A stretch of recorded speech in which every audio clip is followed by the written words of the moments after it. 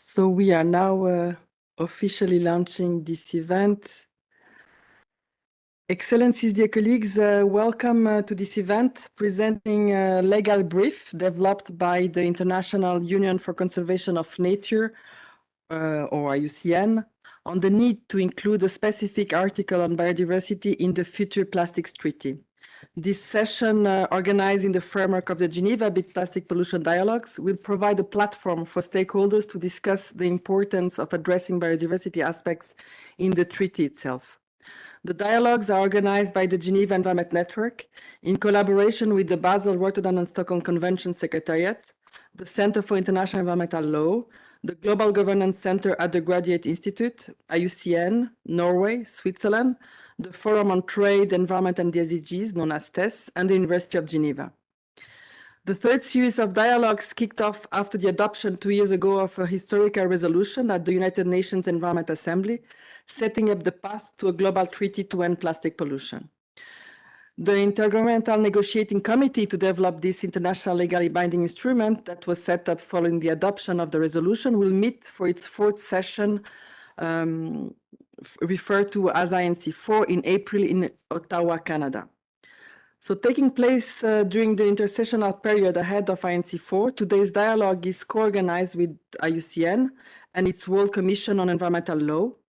And as mentioned earlier, IUCN is also a co-convener of the Geneva Big Plastic Pollution Dialogues. Today's event will be chaired by Karin Siegwart, Senior Policy Advisor at IUCN. And we are joined by various leading experts who will be introduced as we give them the floor. So formally opening this session, we are glad to be joined by Bernardo Rocarey, Minister Consular at the Permanent Mission of Peru to the United Nations and other international organizations in Geneva. Peru and the team of Mr. Rocarey is very active in Geneva in mainstreaming ambition to tackle plastic pollution in different intergovernmental processes. And so before you are formally welcome, let me remind you that the documents presented, the summary, as well as the video of the event will be made available on the webpage of this event. And the link is being shared on the screen and in the chat. And throughout the event, those who are online can raise their questions by using the Q&A box. We have a dedicated session to answer these after the presentation, if time allows. And so moving now to the opening session of this event, we are delighted to give the floor to Mr. Rocarey. Thank you very much, Diana, and good afternoon, everyone. I would like to thank, first of all, IUCN and the Geneva Environment Network for inviting me to this event, and also for their active engagement in the negotiations in the future instrument to end plastic pollution. Indeed, we are currently at a crucial moment in the multilateral environmental agenda when we are in the middle of the negotiations of the plastic treaty, which is meant to be one of the most important international treaties in recent years with the goal to end plastic pollution in our planet.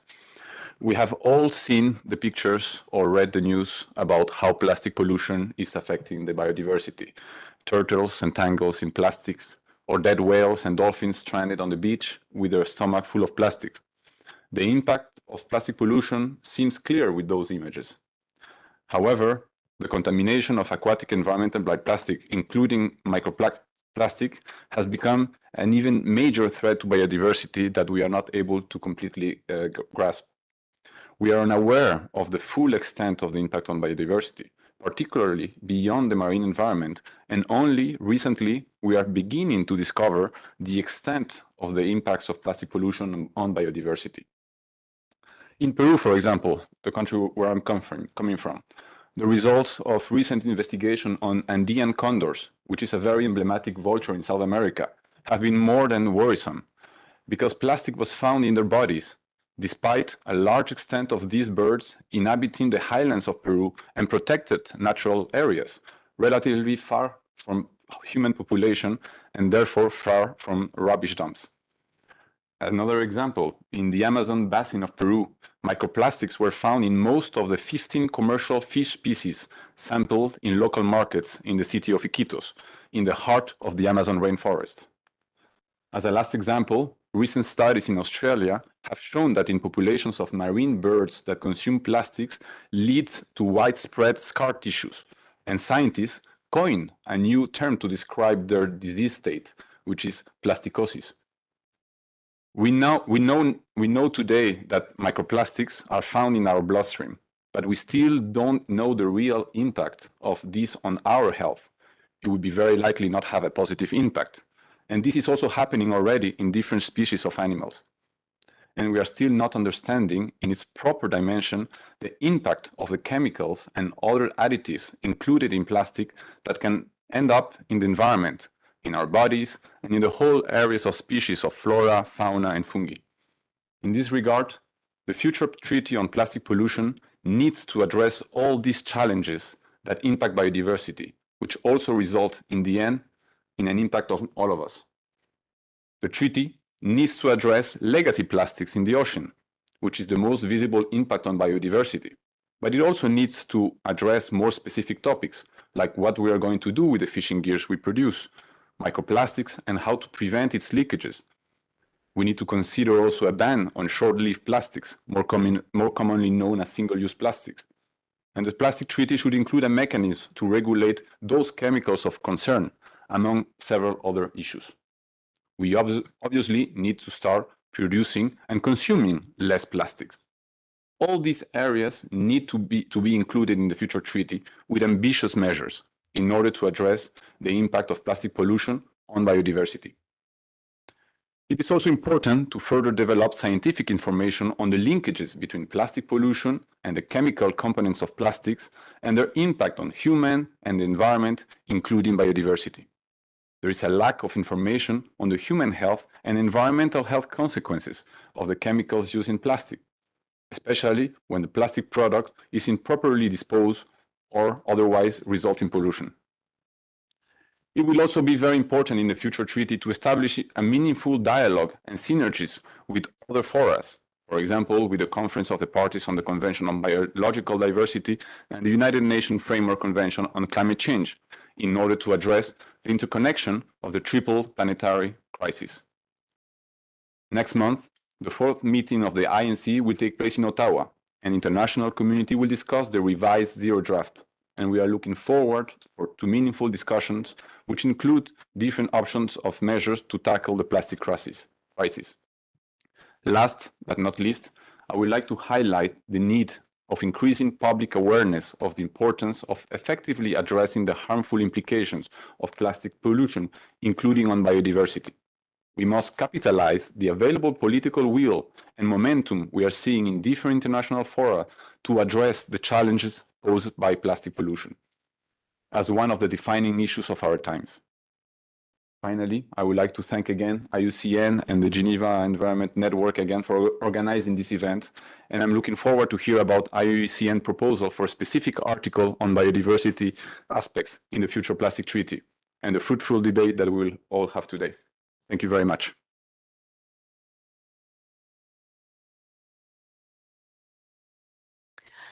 Thank you so much, Bernardo. Thank you so much. Also, all and a warm welcome here in Geneva to our webinar. Welcome also in all the time zone all over the world. Good morning, good afternoon, everyone. We have a tremendous panel today here in order to discuss the proposal that IUCN will soon publish also on our website on a specific article on biodiversity in the future treaty.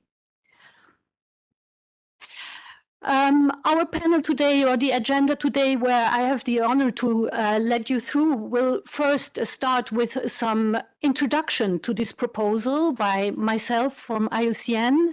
My name is Karin Sigwart. I'm a senior policy advisor in IUCN, and I'm leading IUCN through the plastic treaty negotiations that are on the top of the agenda for today. And with me is Alexandra Harrington from the World Commission on Environmental Law. We are working very closely together, and this proposal that we are happy to share with you today is a common work of IUCN and IUCN World Commission on Environmental Law. But then we want also to give the opportunity to some countries and NGOs and also other multilateral environmental agreements to give their insights on why biodiversity matters in a future plastic pollution treaty. So I'm happy to start with a presentation from our side. Short introduction to this proposal. Where are we coming from? You know, the triple planetary crisis is in everyone's mouth. But what does this mean in the context of biodiversity and the future plastics treaty? We know that the plastic pollution is a key driver, and this is scientifically proven for biodiversity loss and the degradation of ecosystems. Bernardo Roca-Rey mentioned Peru, but it's all over the world. It's in small island development countries. It's in least development countries. It's in all regions. It's also facing European countries. It's facing United States. It's facing all over the world. People and nature. So this means also the sustainable development goals. We cannot reach it. We couldn't reach them without tackling plastic pollution. With the adoption of the Kunming-Montreal Global Biodiversity Framework, the GBF, biodiversity has to become and to play a much more prominent role, also in international treaties, but also on national level and policy. We have to focus on these connections when drafting a new multilateral environmental agreement, when drafting a plastics treaty. We have to focus on these connections because otherwise we cannot reach the global biodiversity framework targets. So, starting from IUCN, why are we proposing a specific article in the plastics treaty? First of all, we have a mandate through some resolutions. IUCN members, and many of you are part of IUCN, gave the mandate to stop the global plastic pollution in the marine environment by 2030. And also with regard to protected areas, by 2025, stop single-use plastic products. So the mandate from IUCN resolutions and the members is very clear.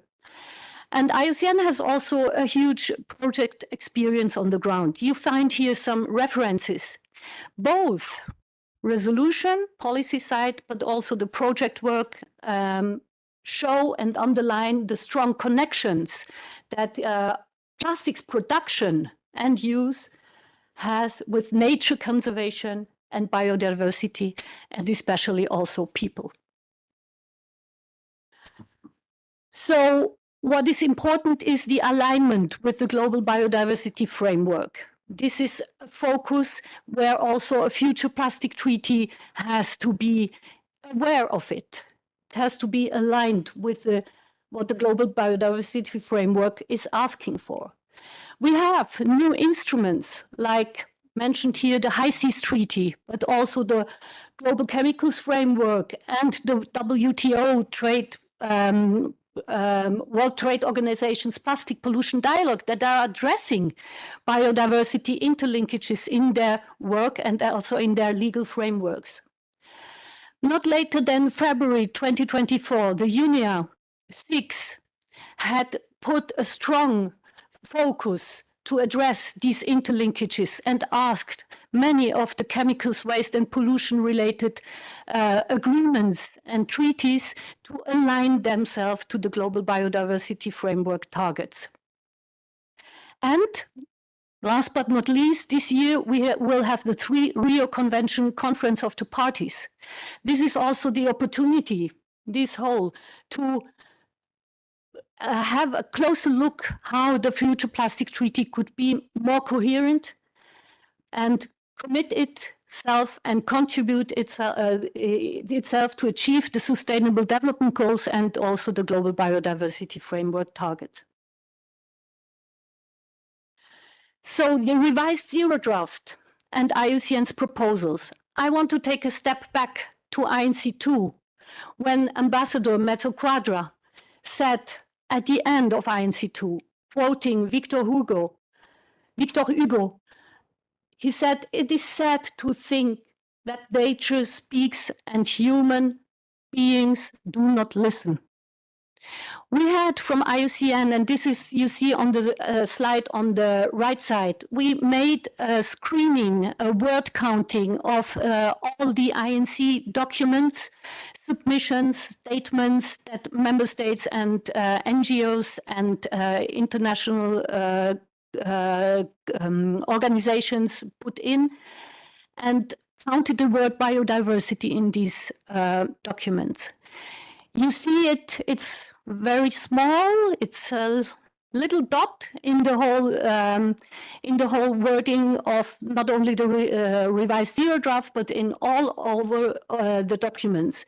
So this leads us to ask for a specific article in the future treaty.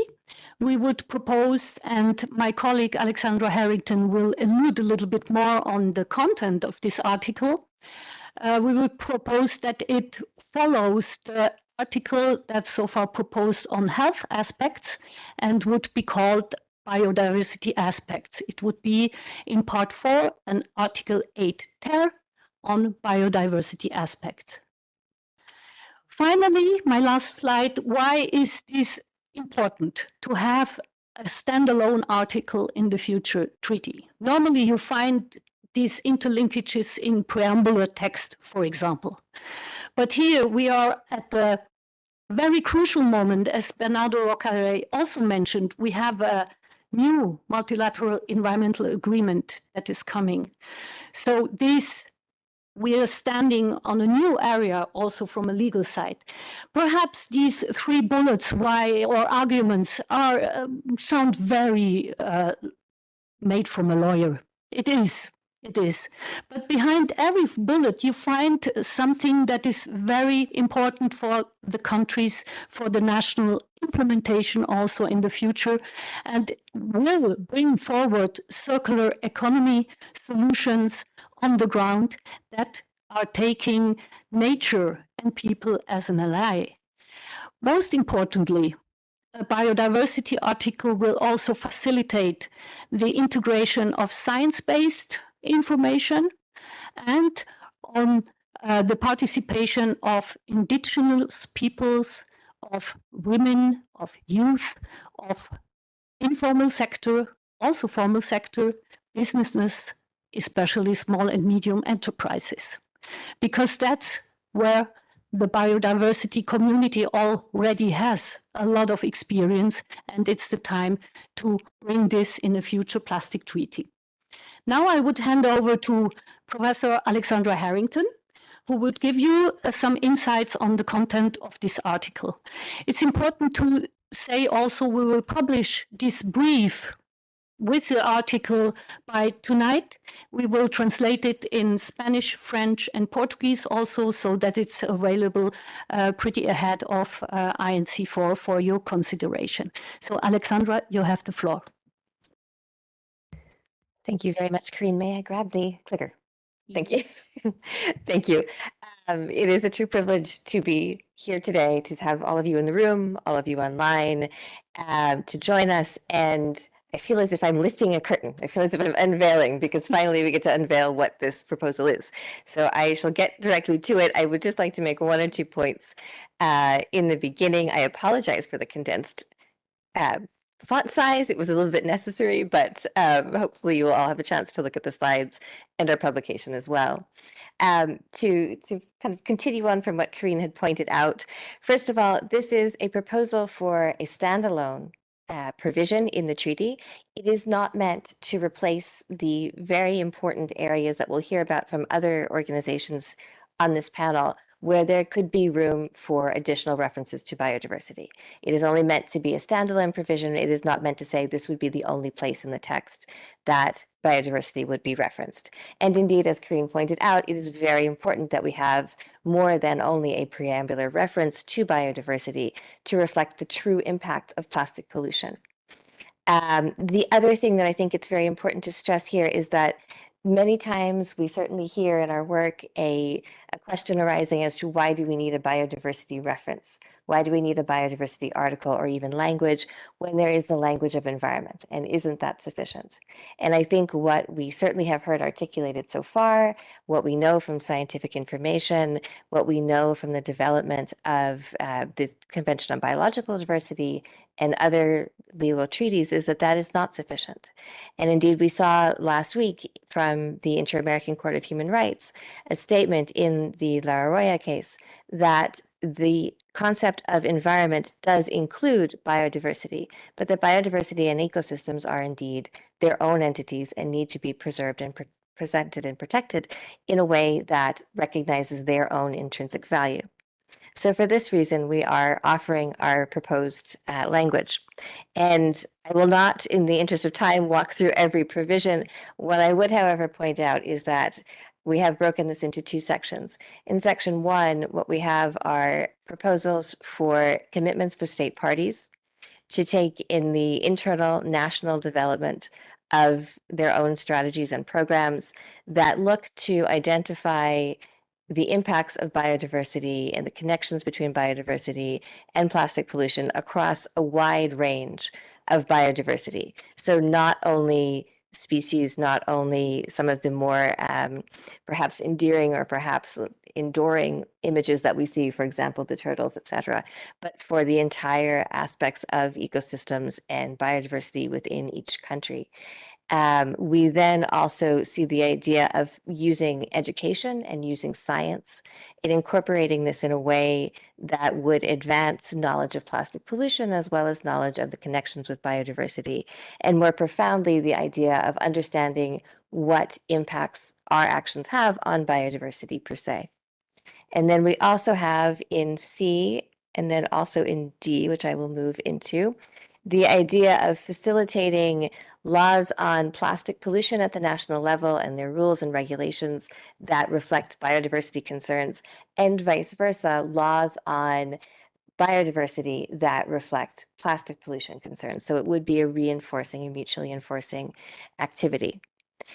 Finally, what we have is the idea of including all of this in the whatever we were to reference them as national action plan, national reporting plan, etc., so that this would be communicated to the ultimate secretariat and the governing body of the eventual plastics treaty in a way that is consistent and time-based for reporting. Finally, we also have a section 2, which would request that the governing body, in undertaking its activities and considering issues of biodiversity and environment, consult and collaborate with other international organizations, other secretariats, relevant bodies, including obviously the Convention on Biological Diversity, but in no ways limited to that. And also that it take into account the commitments that were made under the Kunming-Montreal Global Biodiversity Framework, as well as related policies, standards, and guidelines as they are developed. Just to highlight as a final point, as Karine referenced, we do have a number of MEAs that are starting to take into account biodiversity. We have seen this year, in 2023, it's already 2024, but in 2023, we saw the Minamata Convention adopt COP decisions that relate to the Kunming-Montreal Global Biodiversity Framework. We have seen the same from the Barcelona Convention, from the CMS COP, which recently included provisions on a decision to engage with the Global Biodiversity Framework, and also CITES, which prior to the adoption of the GBF, specifically established systematic links with the Convention on Biological Diversity and its future adoption of something like the GBF. So to conclude and allow our other distinguished panelists to speak, it is our position from IUCN that including a biodiversity article as a standalone article in the Plastics Treaty would advance the objective of addressing plastic pollution and its impact, while also preserving and protecting biological diversity and creating an instrument that reflects the trends of biodiversity as a cross-cutting issue across MEAs and across the way that we understand international law per se. Thank you very much. Thank you so much, Alexandra. So now we give the floor to our distinguished panelist, coming from different countries, different regions, and also from NGO perspective and from an MEA perspective. So it's my honor to give the floor to Her Excellency Ambassador Giovanna Valverde Stark. She is the permanent representative of Costa Rica to UN agencies and UNEP and UN Habitat in Kenya. She will give us some perspectives on biodiversity in the treaty process out of her experience from Costa Rica, but also as a permanent representative to UN agencies. Her Excellency, you have the floor. Thank you very much. I hope you can hear me. Yes, we hear you. Okay, perfect. So greetings to all from Nairobi, and thank you very much to IUCN for convening this very important meeting, particularly now that we're moving into the INC4, and I think hopefully we'll be able to agree on more specific language and certainly reduce all of the possibilities that we have right now in the text. So let me begin by reflecting a bit on Costa Rica's commitment, as most of you probably know, in terms of nature conservation and restoration. So we have been very, very active when we talk about MEA, the BBNJ international negotiations, or also the High Seas Treaty, which, as we all know, lasted, I think, like 16 years. Also, we're very active with International Seabed Authority, the different regional seas programs. But I wanted to point out that also during UNEA 6, if you're not aware of it, we tabled a resolution together with the European Union that was UNEP/EA 6 Resolution 15, and it's called Strengthening Ocean Efforts to Tackle Climate Change, Marine Biodiversity Loss and Pollution. And the reason I share this is to help us in terms of the actual work ahead of us and implementing the international legally binding instrument. So this because specifically the mandate which was given to UNEP was to improve the ocean governance. And so we believe that there will be a big connection with the Plastics International Treaty, as well as with the Kunming-Montreal Global Biodiversity. In Target 3, it refers specifically to the member states' commitment in terms of achieving 30% marine and 30% land protection or restoration. And in that regard, for Costa Rica, we have managed to achieve our 30% marine protection with various marine protected areas with other neighboring countries, but also in the terrestrial part, we already have achieved 52% of our total country's forest coverage, and we have therefore committed to achieving 60% by the year 2030. So I just wanted to state the importance that this international treaty on eliminating plastic pollution, including in the marine environment, has for our country.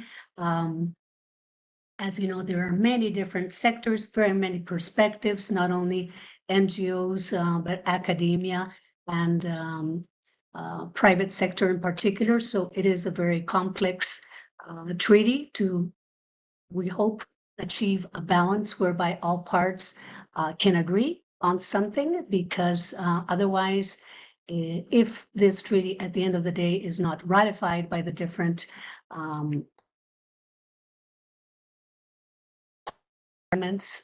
try and find that very, very delicate balance.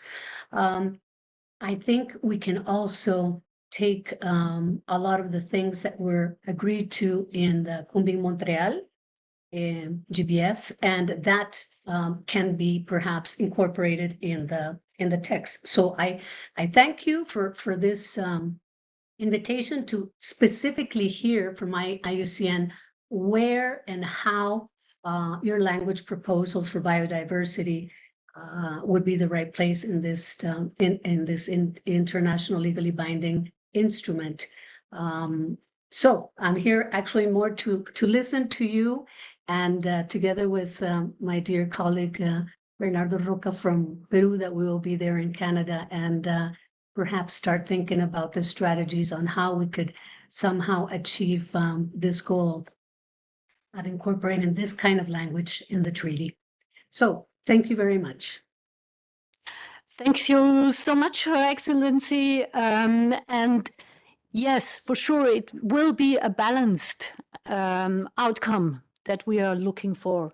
And you mentioned that quite precisely. So it's my honor also to give now the word or the floor to Benchampon Vatantan Tongchai. She is an environmentalist, senior professional level on biodiversity management division of the Office of Natural Resources and Environmental Policy and Planning from Thailand. She will give us a video message, and it's my pleasure to have the video uploaded. Thank you so much. Good day, whatever you are. First of all, I would like to thank the IUCN to inviting me as the CBD National Focal Point Thailand to be part of the important event today. My talk will focus on the biodiversity and the global plastic activity in Thailand. Climate change and pollution is among the threat to biodiversity loss from the CBD perspective and in the world as well. And according to the 6th Union meeting that has been conducted recently in Nairobi, the member state try to find a solution to solve the problem of the triple planet crisis, which is include the climate change, biodiversity loss, and pollution as well.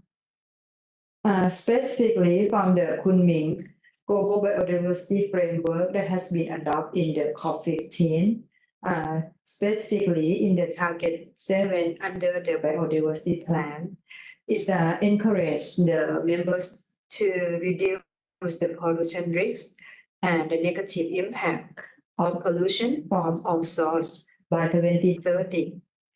And accordingly, Thailand, as a member of the parties, try to integrate to reduce the pollution risk in the NBSAP as well. And the problem of the plastic pollution have effect to the not just only the animals, but also the livelihood of the people. And I would like to show pollution, in particular marine debris, have impact to the marine animal to Thailand. According to the statistic from the Department of Marine and Coastal Resources in 2022, more than 160 marine animals affect to the marine debris, and among them, sea turtle are the most affected, followed by dolphin, whale, dugong, and manta ray. And the cause of the mortality, nearly 100 species die from the swallowing marine garbage, and the others die by the entangle. So this is it is quite a serious issue that the country affect. So the country tried to, from the problem of plastic waste in Thailand, the Department of Pollution Control established Thailand Roadmap on Plastic Waste Management 2018 until 2030. So we intend to, the ultimate goal of the roadmap is to 100% try to reduce plastic waste to be the recycle by applying the circular economy principle. And we would like to inform that we are in the half way of the roadmap. But the successful story that we have done so far is that the country can stop using capsule in the water bottle.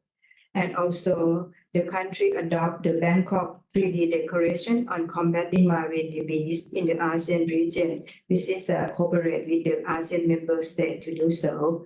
So we are in the state to do a lot of things and use the 3R in the every household and try to raising awareness the people to do so.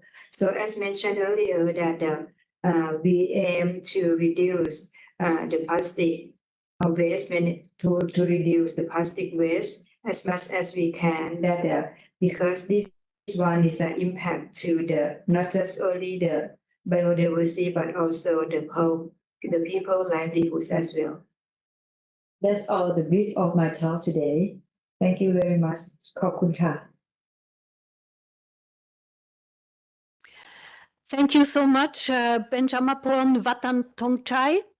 Thank you so much. And we also have heard here, starting with the impact that plastic pollution has on species and nature, but also on people. Don't forget this. And that's interesting that as also Her Excellency Giovanna Valverde Stark, but also Bernardo Rocaré mentioned it, it's importantly that our business models for circular economy solutions have to take in account biodiversity aspects, as it is also asked by the GBF. So it's my honor now to give the floor to Niklaus Wagner from Switzerland. He's a senior policy advisor in the International Affairs Division of the Federal Office for the Environment, Switzerland, and he is in charge of the international biodiversity policy.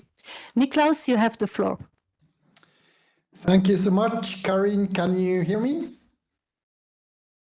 Yes, we hear you. Great. Thank you, Karin, Excellencies and distinguished colleagues.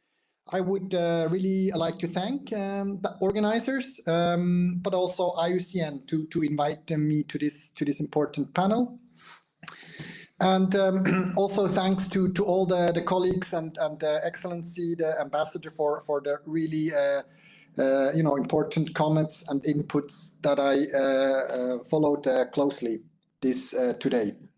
So it's my pleasure to give some remarks really on this topic of today, which is biodiversity and global plastics treaty. And I will focus my input on 3 points. First, I would like to elaborate a little bit on plastic pollution and the Kunming-Montreal Global Biodiversity Framework. And it has been mentioned by previous speakers. Pollution is one of the 5 direct drivers of biodiversity loss. And this has been identified, as you know, by IPBES in its first global assessment very clearly. And it's clear that pollution includes, of course, plastics, among other sources of pollution. This is also why the GBF has included an important element on plastic pollution. And I will not repeat what has been said previously by IUCN and also the colleague from Thailand, who has really made, highlighted that there in GBF target 7, there is not only a general reference to pollution, which is in itself really important and very ambitious if you look at it closely, but also a very specific reference to plastic pollution in target 7. What I would like to highlight is that in addition to the goals and targets of the GBF, parties at CBD COP15 have also adopted indicators to measure progress towards the GBF goals and targets. And among the indicators to measure progress towards target 7, there is also a specific indicator on plastic pollution, which is floating plastic debris density by micro and macro plastics. So with this strong links to plastic pollution in the GBF, not only on the target, but also on the indicator level, it is clear that a future treaty on plastic pollution will be directly relevant for the implementation of the GBF, and of course, in particular, for the implementation of target 7. And this brings me to my second point, which is the importance of cooperation among MEAs or multilateral environmental agreements for an effective and efficient implementation of the GBF. With the GBF, in 2022, we have deliberately, as parties, adopted a global framework that speaks to all. And that explicitly invites all relevant treaties and conventions to contribute to its implementation.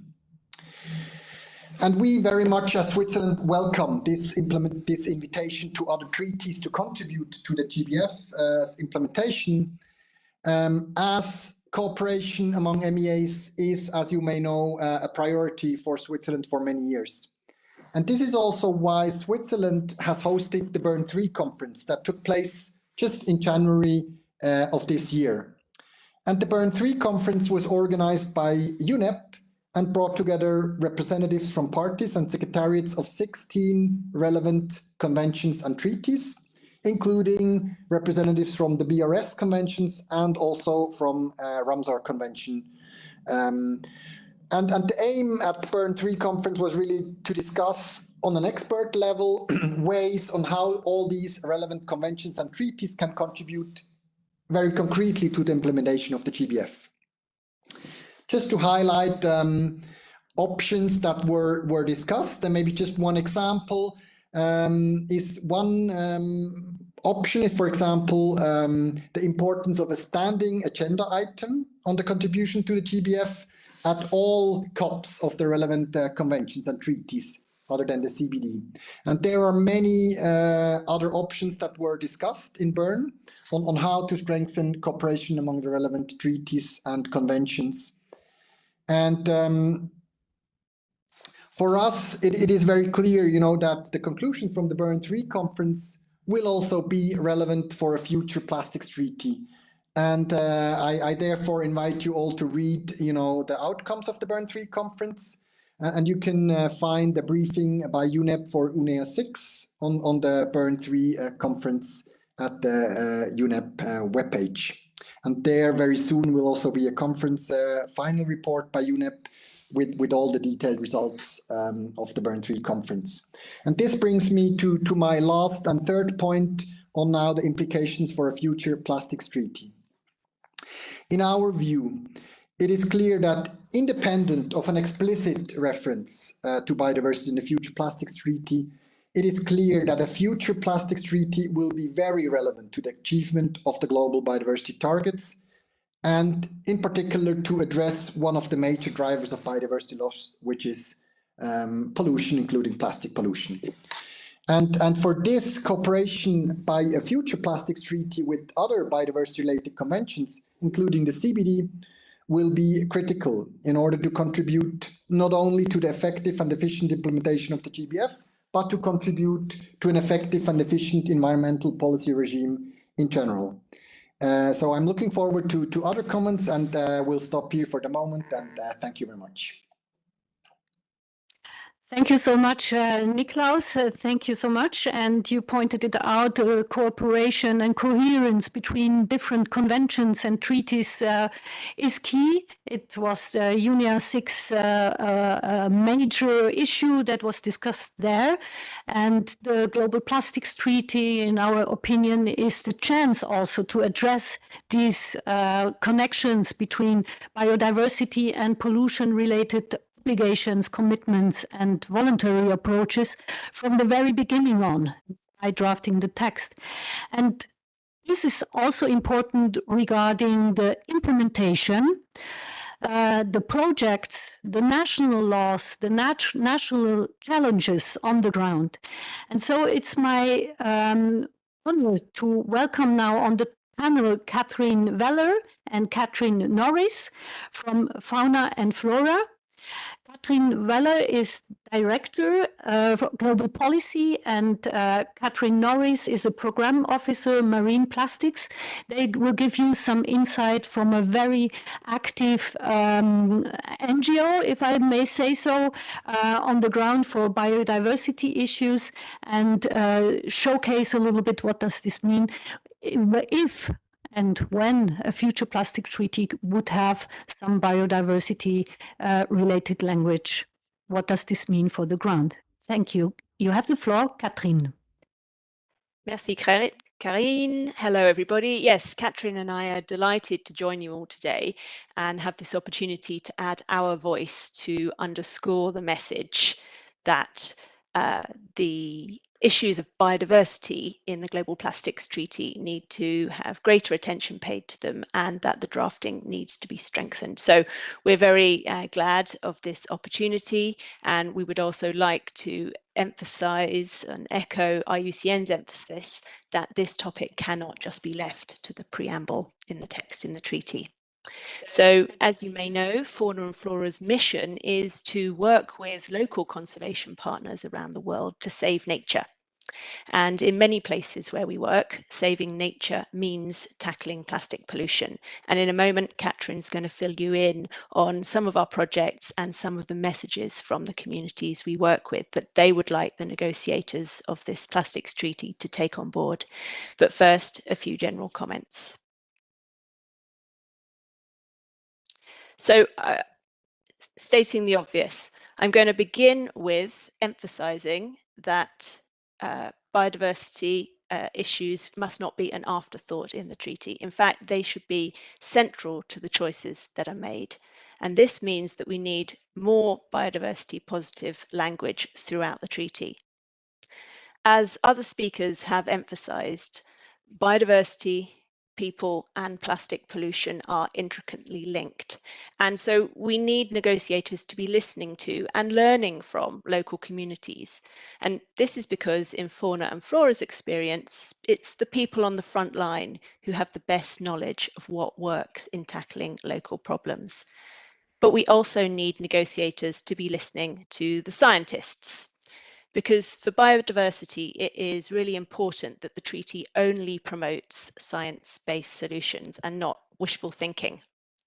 So we're calling for an expert, technical, science-led advisory body, which would be free from conflict of interest, because it is really important that we safeguard against false solutions that will have negative biodiversity impacts. And we also echo the point that it's not just in the control measures where we need a biodiversity positive approach. Biodiversity will be best served where there is accountability and where there is transparency.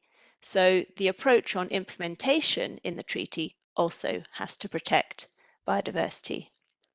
Now over to Catherine.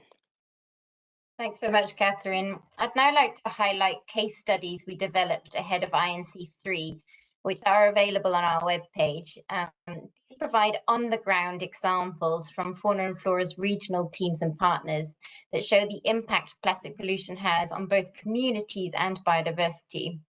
And importantly, to demonstrate the local solutions to the problem and elevate some of the voices from these communities and what they want to see the treaty address.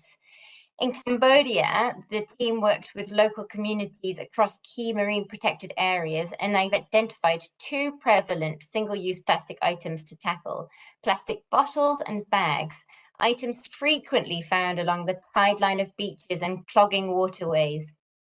This impacts marine life, turtle nesting beaches, and impacts tourism and people's livelihoods. To develop this, to tackle this pollution, the communities piloted water refill stations at local businesses and guest houses and introduced reusable shopping bags. The communities are now also exploring ways that a reuse system can be introduced to tackle single-use plastic cups and food containers. Also, abandoned, lost, or discarded fishing gear is another major threat to marine life in the area, impacting seabirds, turtles, and whales, and heavily impacts coral reefs, thereby affecting fisheries and livelihoods. For as we all seem to be saying on this call, everything is connected, and communities are calling for an urgent need to move away from a single-use model. Next slide, please. And as already alluded to, there is no future for humanity without biodiversity. Biodiversity loss affects us all. But it is the people who are most reliant on healthy ecosystems and thriving biodiversity, often marginalized remote communities that are disproportionately impacted by the effects of plastic pollution, and their voices need to be heard. In Kenya, remote communities on the northeastern coast tackle a relentless wave of marine debris washing up on their coastline. This pollutes the mangrove forests, rivers, beaches, reefs, and fishing grounds. Bahari Moja, a community-based organization in the area, foster behavioral change via education and training to tackle the pollution. Communities conduct large beach cleans, have established a women-led initiative to produce eco-bricks for construction and create income by recycling plastics. They also clean turtle nesting beaches of plastics and have seen a 46% increase in turtle nesting since the project began. However, while the communities are being proactive and acknowledge that cleanups are important to remove plastic waste, it is not a permanent solution. They call for a healthier ocean and a move towards reuse systems, better management of fishing gear, and upstream solutions to prevent plastic entering the environment in the first place. Next slide, please. Also in Nicaragua, where teams are working hard to protect turtle nesting sites from plastic pollution, they acknowledge the biodiversity community nexus. So the team works with coastal communities, businesses, and policymakers to understand the barriers and opportunities to reduce business and household plastic pollution. And as such, they have initiated campaigns such as My Cleanest Municipality and championed the development of a biodegradable food container prototype to replace single-use plastics. It is well evidenced that macro and microplastic pollution undermines nearly all conservation efforts. And as Karine said at the start, it affects everyone, everywhere. And that noted, it is important that local communities' voices and traditional knowledge systems are heard and incorporated to develop locally appropriate solutions. I'll now hand back to Catherine, who will discuss how the treaty text can be strengthened to better support biodiversity. Thank you so much. Yes, let's go back to the treaty text, and there isn't time to get into all of the details of all of the places where the text could be strengthened, but we would like to highlight these 4 provisions which are in part 2. And in our collaboration with the Zoological Society of London, we will be producing a paper with specific textual amends which will be available from next week. So starting with the provision on alternative plastics, and this is a really good example of why a biodiversity lens does need to be applied. Switching to plastic derived solely from organic feedstocks could really exacerbate biodiversity loss by driving land use change and habitat loss. So in this provision, we definitely need to see a full life cycle approach referenced, and we also want a reference to a precautionary approach. When we come on, let's say, to the provision on waste management, well, waste management choices need to minimize the impacts of emissions across the full life cycle, and that includes the breakdown of plastics at the end of life, and we need to see the drafting reflect that. Now, existing plastic pollution, which some have also referred to as legacy pollution.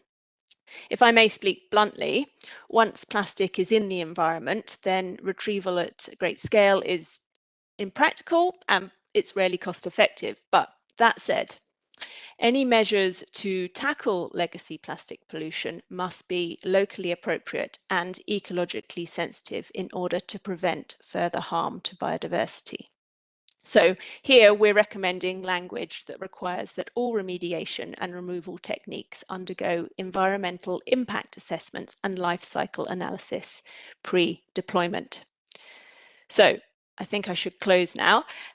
These are just some of the places where protection and restoration of biodiversity must be incorporated into the treaty. And this is an opportunity. As the global community comes together to create a treaty that addresses plastic pollution, I just can't underline enough the importance of ensuring that negative impacts on biodiversity are avoided and opportunities are taken to contribute in a biodiversity positive way. Thank you very much. Thank you so much, Catherine and Catherine, also for those insights that you gave us from more project and NGO perspective and from the ground. I think what is important also, and Niklaus mentioned in also the indicators, the assessments, biodiversity assessments. This is something that future plastics treaty has to be aware, not only from the science perspective, but also from the country's perspective and from the ground. When countries have to report then they have to use these kind of indicators. They have to be aware that obligations and commitments are also there, not only from the treaty itself in the plastic pollutions context, but also from others, and not to overburden countries with this obligation. We have to think about this from the very beginning, that at the end it's on, especially on municipal level, that this kind of reporting has to take place. And biodiversity cannot be lost because it's the municipal level, it's the people that are living on the ground that are suffering from a biodiversity degradation caused by plastic pollution. So it's my honor now to give the floor to Talash Kantai. She is a digital editor, a writer from our tremendous colleagues from IISD, Earth Negotiation Bulletin, and she is joining us from Nairobi, as I understand it quite well. Talash, you have the floor. Hello, everyone. Thank you very much for having me. I've been following these negotiations now, actually right from the start. So I've seen that development. I guess the EMB has taken you all through the development of the talks from when we were talking about marine debris to when we finally get to this point of having a resolution to end plastic pollution, and then the beginning of the talks of the treaty talks. So very quickly, I just want to take you through, I guess, three things. So basically this evolution of the talks so just to give you a quick progress update where we are in the talks, and then to tie this in a little bit to ambition, and then speak very briefly about where we are when we talk about a standalone biodiversity target. So, you know, from the first INC in November 2022 to the last one in November 2023 to INC 3 in November 23, we've moved from hearing states and stakeholders sharing general views about where they think, how big, how wide they think the treaty should be, to getting a draft text at the last INC, which gave us an idea of where the treaty could be, of what the future treaty could be. Unfortunately, the talks have been hamstrung by procedural discussion. So in two, we lost a lot of hours in procedural talks. And then in three, even though we had a draft text, there seemed to be some problems with, or maybe just sort of challenges in how that text was developed. And so as we go into INC 4, we now have a revised draft text, perhaps reflecting more of the options that states wanted to see. I think significantly at the end of INC 3, we didn't get an agreement on intersessional work, which would have been a perfect opportunity to already begin to have this discussion with states on biodiversity, a standalone biodiversity target, for instance. And so, you know, we really haven't gone into the deep nitty-gritty of what is required or where states see this treaty going. However, this still leaves, I guess this is a very hopeful stage in the negotiations, because it means that there's still room to influence what the scope of the future agreement is going to be, and its entire shape. Here now, I guess I'm talking about ambition. So because we haven't got deeply into the substantive talks, the level of ambition is still uncertain. We still don't know exactly whether this is going to be an agreement that tackles production of plastic right from the start, or whether we're going to see more downstream measures, so waste collection, or some sort of midstream measures, or something like a collation of all of them. The current text that we have now, which I guess has been shared on the chat, provides all of these options, but at some point we're going to have to narrow it down. States are going to have to narrow it down. And so hopefully at the end of INC 4, we're going to have a clearer picture of not just the scope, but also the entry points for control measures. In this, I guess, a standalone provision for biodiversity would, in my opinion, raise the overall ambition of the future treaty. In regard to the ambition, so there are already references to biodiversity. Of course, there are the obvious references to the fact that we're ending plastic pollution, including in the marine environment. And then there are references to biodiversity in the scope. Some of the options, I think one of the options contains a specific reference to biodiversity, and then in different parts of the substance of the agreement as we have it now, of the draft agreement. And I guess that this opens the door for further links, further language to be developed, to be included. So absolutely kudos to IUCN for already proposing this and for having this ready to go for when states meet in April. Specifically, I guess, and I think it's already been said, there are entry points already where language could further be developed. So for example, when we talk about plastic pollution remediation and mitigation efforts that should not have a negative impact on biodiversity, what do we mean? How exactly is the ILBI going to ensure that this happens? How will states be accountable for making sure that this happens? We, as many of us have already said, have been living with the impacts of plastic pollution in our ecosystems now for decades. Already we know that we carry plastic particles in our bodies, in breast milk, in blood, in placenta.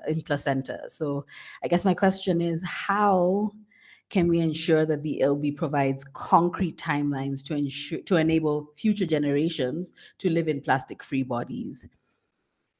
The hope is that Inc. 4 could already, or I guess finally, set up the stage where the world agrees to create the necessary safeguards for biodiversity as we engage in this enormous task of ending plastic pollution.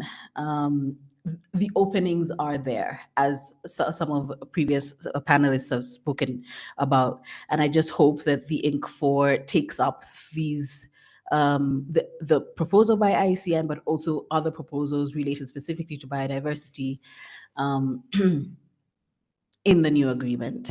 Thank you very much. Thank you so much, Talash, also for this history, a little bit, where are we coming from, where we are staying now. It's true, with the INC 4 ahead, we are at a crucial point. And the ambition has been laid down also by the UNEA 5 mandate. We have till end of this year, we, the countries, the negotiators, to have an ambitious outcome. And this ambitious outcome, in the view of IUCN, has to take into account also the commitments that that the countries have undergone under the biodiversity agenda. So we have now time for some questions, and I would give the possibility here inside the room, if anyone would have a question. Yes, please introduce yourself and then ask your question. First, thank you for organizing this very informative and very important event to IUCN and also the Geneva Environment Network. This is Ersin Esen from UNEP Europe office.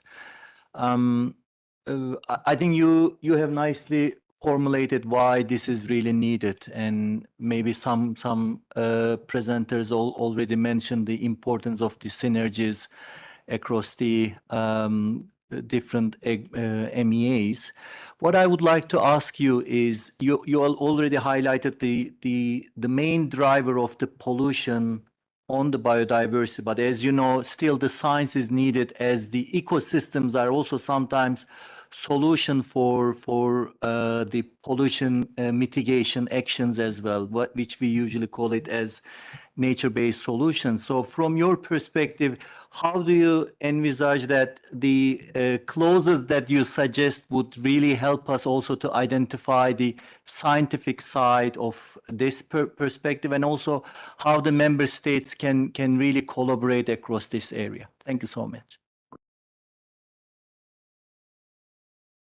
I will give you an answer with two aspects. The one is what you pointed out from the science perspective. It will be important that the future science policy panel on chemicals, waste and pollution prevention will be able to address these interlinkages also.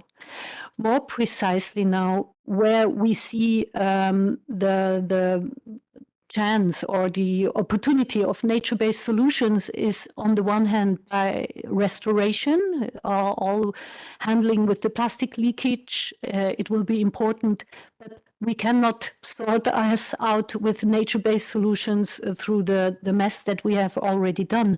The other aspect for nature-based solutions are alternatives and substitutes, but there, importantly, it's so important that they go through a strong biodiversity assessment and a life cycle approach. But that's why it's important to address these issues also in the Plastics Treaty, to do these kind of science-based assessments that address these consequences accordingly, and give also path the way for innovations and for circular economy solutions and tools and methodologies to address this. And if I could also just chime in terms of the specific language that is proposed, what we have in section 8A, or 8.1 rather, A and B especially, is the idea of incorporation into national policies, national laws, etc., and then carried throughout the rest of 8.1, including requirements for reporting. So this would be something where it would be a continuous obligation. That's something that has to go into a national action plan. And it also would be something that is promoting scientific-based education and having that as a reportable requirement for biodiversity, but for states to file under each of their action plans, as well as the reporting plans. So the idea, I think, is very much a nexus between nature-based solutions and incorporating them from a scientific perspective into all of the legal and regulatory structures as much as possible, given obviously the different positions of the states over time, but also making sure that there is an educational component for current and also for future generations to understand where nature-based solution would fit. Thank you. Is there any other questions here in the room? No, so we will have a look at the chat. We have. Hello. Yeah, we do. Oh, yes. Oh, Thank you. Thank you so much. yes. I just wanted to make a brief comment and thank the participants that have already shared with us the different sections, let's say, where the different mentions to biodiversity could be included. So as a negotiator and head of delegation in Canada, I would truly appreciate if we can get a summary, either the that you've shared with or a summary of those, and that would be extremely useful, at least for the Costa Rican delegation, to analyze further where and how we could possibly present this kind of text. And unfortunately, I'm going to have to disconnect in about 5 minutes, but I wanted to thank you again for this and look forward to our work at the INC4. Thank you very much. Thank you so much. Yes, indeed, we will translate. We will publish our brief with an explanatory note by tonight in English, and have translation in preparation in French, Spanish, and Portuguese, in order that you can use it. And in any case, from this webinar here, we will have a short summary, what happened, and the slides also will be uploaded just after the webinar. And just I hope that we will continue this kind of discussion, and IUCN delegation will also be in Ottawa and open to discuss further this issue with all of us, all of you. We have some other questions out of the chat, so please give me just a second because I have to read it from the WTO. Daniel Ramos had a comment, and also perhaps, Daniel, if you are online, would you ask your question? Perhaps now that everybody can hear it? No? So you can open the microphone? Oh, yes, now I was allowed. Sorry, I could not unmute myself before. No, thank you for this presentation. It's quite useful because personally, from a technical perspective, I've been trying to understand better the interlinkages as well with biodiversity. So my question actually that it's very direct. So what would be what would be specifically addressed by a biodiversity provision that would contribute to addressing biodiversity impacts of plastic pollution that would not be solved with ending plastic pollution itself? I heard the issue of unintended consequences and the duty of care to avoid, while addressing plastic pollution, avoid that the actions would, even though they would end plastic pollution, they would impact negatively on biodiversity. But apart from that, is there anything else that if there's not a biodiversity provision there, even if the agreement would end plastic pollution, they would still not address plastic-related biodiversity impacts? Thanks. Thank you so much, Daniel. I think I will respond to that. And then obviously, if there are any other comments, please do feel free. There are several layers to the question. First of all, ending plastic pollution itself would not address the impacts that currently exist on biodiversity. Even if we lived in an ideal world where we could end plastic pollution today or tomorrow, if we all agreed to, we would still have legacy issues and we would still have a great deal that we would have to deal with.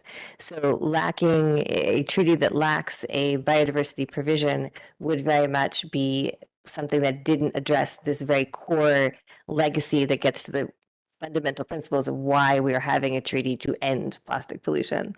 I think that's number one. Number two, there are certainly things about unintended consequences, but it is much deeper than that. And it is a discussion that needs to happen in terms of looking at biodiversity as a potential, as was mentioned, for ways to end plastic pollution, and to find alternatives and substitutes, as well as something that needs to be protected. So by having a biodiversity provision that expressly is a standalone provision, we also find ways to realize the complex relationship that exists between biodiversity as a potential driver for substitutes and alternatives, and also something that needs to be protected from the current, ongoing, and future impacts of plastic pollution and the fallout from plastic pollution. So I hope that answered the question. If it didn't, obviously, please let me know. And I'm not sure if anyone else wants to chime in, but. Thank you so much, Alexandra. And because of time, I just will read two other questions from the audience. One is IUCN proposing to do a biodiversity assessment considering plastic pollution? We are already doing this. Together with UNEP, we developed a hotspotting methodology, which looks at the consequences of plastic pollution and where they occur in the countries. We developed also, and you find these references references on the slides are other tools together with other partners around the world that countries and also municipalities can use themselves to assess this kind of biodiversity impact of plastic pollution. We did also an analysis on trade matters, on import and exports for some countries of plastic products, and could liaise these numbers with the impact on biodiversity on the ground. So we are doing this kind of assessment, but it would be important that some standards and indicators that are valuable for all countries could be generated also through a global plastic treaty and a biodiversity article within it. We have another question from ECOS. How can NGO engage to support the proposals? The process of INC is that way, and the mandate from UNEA also mentioned it, that stakeholder participation is crucial, and we propose that we have and use these stakeholder engagement very actively, and IUCN is here and stands there to talk about this proposal also ahead of INC4, but also on place. These were two other questions. Then we have the necessity for multilateral environmental agreements to collaborate in order to effectively implement the global biodiversity framework that was mentioned. Could you provide an example of successful collaboration between MEA in the past that you would like to see replicated with the plastic treaty results? Yes, the other MEAs that are addressing chemicals and waste, they have an respective article on cooperation between agreements, but also with organizations. And as my colleague Alexandra Harrington mentioned, the Minamata COP addressed the issue of the GBF of biodiversity actively, and give also the floor to the secretariats and the organizations of these other respective MEAs during the COP deliberations. And this is quite important that we have this also in the future for the plastics treaty replicated. What is different is that we are coming ahead. We are doing something in a global plastic treaty precautionary or in advance, and not coming after. So this is a huge chance. And this said, I think I would want to give the floor now for closing remarks to Musonda Mumba. She is the Secretary General from the Ramsar Convention, and talking about other MEAs. The Ramsar Convention on wetlands is an old convention, I would say, and has a lot of experience also in this. And it's my honor to give you, Musonda, the floor for the closing remarks, and also to give your insights on plastics and Ramsar and wetlands. Thank you so much, Musonda. Thank you, Karine, and really colleagues from the Geneva Environment Network to IUCN and its Commission on Environmental Law. I really want to applaud you for having organized this meeting and really provided a lot of insight and from all the distinguished speakers. Thank you so much, Bernardo, and also Ambassador from Costa Rica. Really a great sense to understand what's happening on the ground.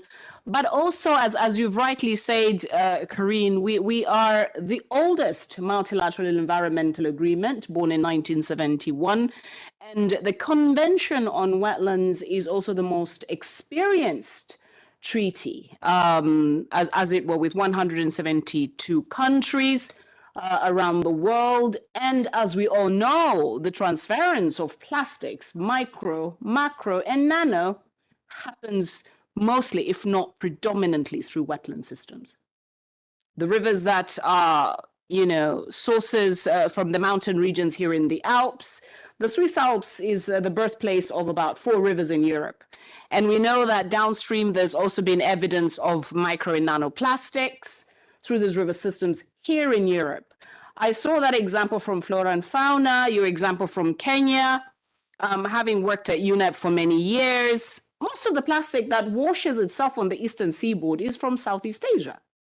So this problem is a global problem. It is not an isolated issue of one country and another. And thanks to the government of Rwanda as an example of a country that began way back to really undertake this work, and an example of where legislation, change in policy, change in conversation at the local level manifested in action. And here we are today, as the world is now going to be negotiating the treaty, to have a conversation of what do we do next and how do we do it differently. And I think this is where I'm so excited about this addition to the treaty text on biodiversity, because the manifestation, I was just walking upstairs, I went to say hello to my friend Arnold, who's the head of the Europe office for UNEP, and I saw this fancy picture on the wall. Since we're a convention on wetlands and waterfall, there was an interesting picture with birds and one of the birds asking the other bird, oh, that's a very lovely necklace that you're wearing. And the bird has a plastic around its neck. I can just about imagine how nature even feels to what we've done to it. But if 1 in 4 of us has got plastics in our blood, what does that say? We don't even know the half of what this plastic is doing to our neurons, to our brain cells. But what we do know is it's going across the placenta. And that already should scare us, because we're already just polluting ourselves. What are we doing to the seahorse, to the sea urchin that's deep in the sea, in the Mariana Trench, all the way deeper into the deep of the planet? How did that happen? Colleagues, I really want to close that. The OECD Global Plastics Outlook really talked about how we have to manage plastics differently. And by 2060, if we don't do anything, we're in deep crisis. And this crisis, how do we resolve it? Is by agreement collectively through this treaty, but that does not stop action now, today. And I heard that question from the gentleman from WTO. We do know that from triple planetary crisis, unfortunately, nature is assaulted by increase in temperature, what we're seeing in climate change, biodiversity loss and degradation due to our activities, be it deforestation, pollution. We know how mercury is finding its way in bird species and eventually finding its space in places in the world that are extremely remote, but species do migrate, right? So already the pressures are intense and really incredible. I really want to wish you, colleagues, as you journey towards Ottawa, because this is almost midpoint, and as we're all anticipating, but by INC 5, we do have some, I can only wish for this ambition. I hope that it works. And I'm here with my colleague, Dr. Byung-Sik Yu, who's our representative and in our convention on plastics.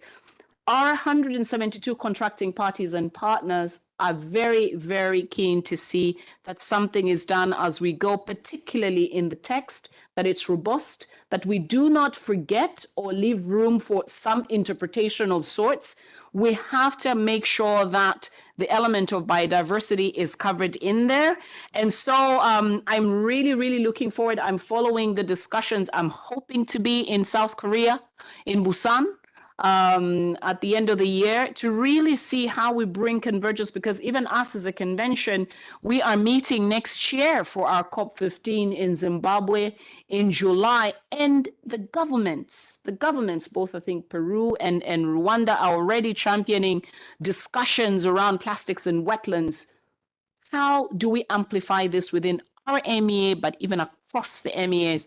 So I'm really excited, and I just can only wish you luck, colleagues, as you push and push and push, and please do not give up. And there is power in numbers. There's so many of us and many others outside of this room that are really allies in this process. So how do we get more allies on the table? How do we get this conversation going? And on both lateral and vertical levels, how do we get everybody involved? Everybody, and I mean everybody on this planet, that this moment in our human history is absolutely critical and pivotal.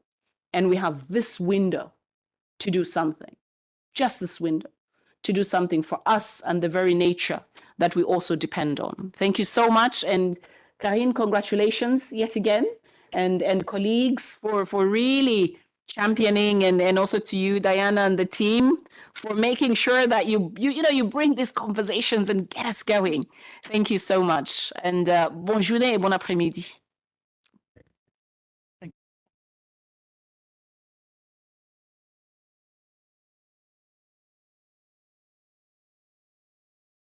Colleagues, maybe just a point, we have a few more sessions coming up. So before that, just thank you, Karine, and thank you to all the panelists who joined us for the conversation of today. And also, of course, thank you very much for all the attendees, numerous attendees joining us in the room and online. Bring to attention that we will have at least 5 more dialogues ahead of INC4. 3, you can see them on this slide. This week, we are discussing indeed chemicals and their impact on human health with our colleagues of IPEN.